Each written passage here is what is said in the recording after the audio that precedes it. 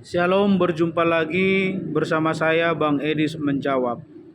Ya, ini kita membahas tentang para polemikus Islam ya, para mukalaf Islam seperti Kainama, Dunditan, Nandar dan sebagainya.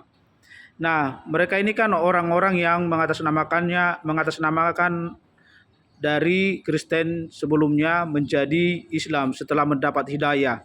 Itu menurut mereka. Tapi anehnya setelah mereka menjadi Islam, bukan yang dibahas kenapa dia tertarik sama Islam. Apa yang dipelajari dari Islam atau dari Al-Quran. Justru yang dibahas adalah dari Alkitab. Sebenarnya mereka ini masih cinta Kristen, tapi hanya demi perut mereka mengatasnamakan dirinya menjadi mualaf dan untuk mendapat satu award dari orang-orang Islam yang mudah dibodohi mereka. Ingat, yang mudah dibodohi mereka. Nah, seharusnya ketika mereka menjadi mualaf, yang harus dibahas adalah Al-Quran dan ajaran Islam. Kenapa mereka tertarik jadi Islam? Itu yang mereka harus bahas.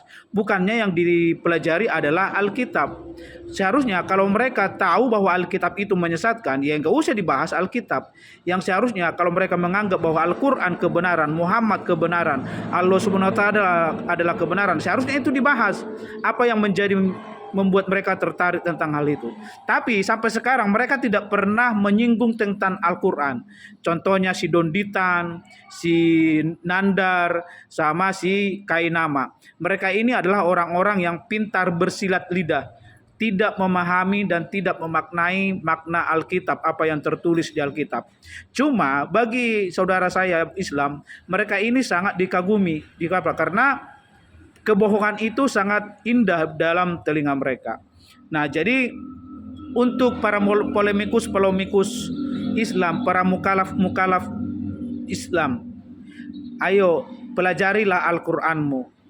Pelajarilah bagaimana ajaran nabimu si Muhammad dan pelajarilah bagaimana Allah Subhanahu wa taala sebagai Tuhanmu. Itu yang seharusnya membuat orang tertarik kepadamu. Jikalau engkau masih membahas Alkitab yang notabene saudara tidak mengerti tentang maknanya, contohnya seperti si Nandar, seperti si Kainama yang mengatakan ada nama Muhammad di Kidung Agung, padahal di situ mereka menafsirkan itu adalah saya sudah baca dalam bahasa Ibrani itu adalah Mahmadim, bukan Muhammad. Jadi Mahmadim itu adalah akhiran im. Im itu berarti jamak. Itu adalah bagaimana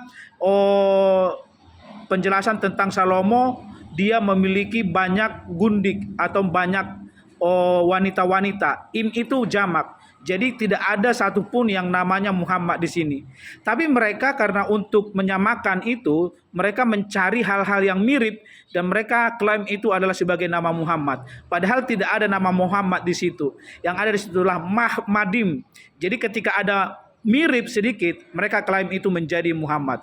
Nah, demikian juga Sinandar. Sinandar ini juga kan pintar memang dia bisa bahasa Yunani, tapi dia tidak mengerti teks dan konteksnya. Seperti Prakletos, penghibur, dia klaim itu adalah sebagai Muhammad. Padahal itu sangat keliru. Dan inilah polemikus Islam ini semua diklaim sama dengan pengajar-pengajar mereka seperti Gajah Mada. Mereka itu bisa juga bilang itu adalah Gajah Mada, asli namanya itu adalah Ahmad. Nah, semua mereka memang klaim. Dia tidak heran memang agama yang satu ini semuanya diklaim. Karena apa? Karena ketika mereka mengais di Al-Quran, tidak ada satupun ayat yang mengatakan sebelumnya bahwa Muhammad itu lahir. Misalnya ada nubuatan, Muhammad itu lahir sekian. Tidak seperti di Alkitab.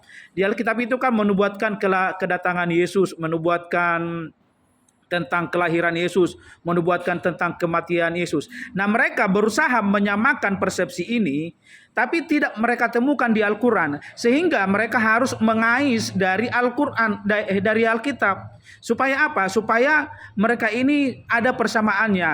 Nah, ketika mereka membaca di Al-Qur'annya tidak ada nubuatan tentang Muhammad, nah mereka mencoba mencari dari Alkitab.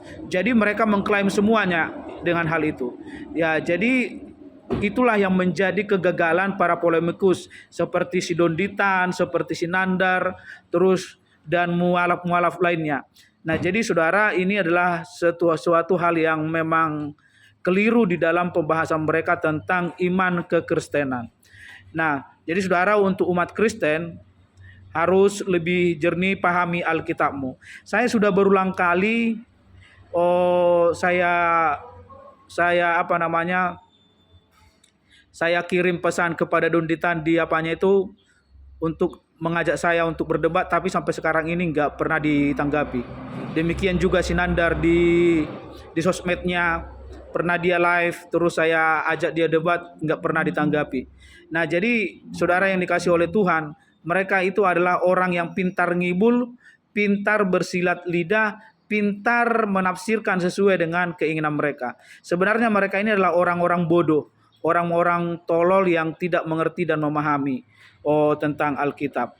Saya mau katakan buat saudara, tidak ada seorang pun mualaf itu pintar. Semua orang mualaf itu adalah orang-orang bodoh yang tidak pernah memahami Alkitab. Kalau mereka pintar, kalau mereka paham Alkitab, mereka pasti tidak akan mualaf. Tapi karena mereka bodoh dan tolol, sehingga mereka menjadi mualaf. Intinya di situ. Jadi tidak ada yang halu, yang wow dari Nandar dan juga Kainama. Shalom, tetap semangat, pertahankan imanmu dalam nama Tuhan Yesus Kristus. Shalom.